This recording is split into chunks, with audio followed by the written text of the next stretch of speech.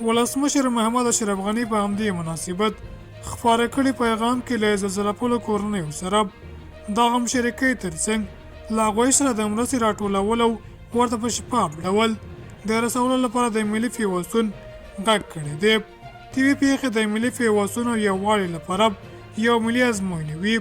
په همدې اساس باید له واقعو سره یې په چټکۍ او شفافیت ژر تر ژره اقدام وشي. د شهیدانو ټپیانو او زیانونو کچې له معلومولو لپاره باید ټول لاس په کار شو. ولسمشر غني زیاته کړې د کرونا او باوش کې د ټول افغان قشنو څرګند شوي پیوستونه پر اسلامي علایقو او ایجابیو ټینګښت زموږ لپاره د ملي تولیداتو یو غوره بیلګه کېدلی شي چې د راټولو شوو مرستو کچه یې بېسارې وه.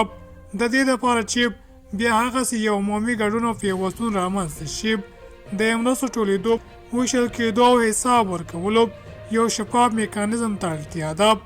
ضروري ده چې دغسې یو میکانیزم د ژر ایجاد لپاره چې مرسته په شفاف ډول راټوله او وویشل شي لاسونه سره ورکړو.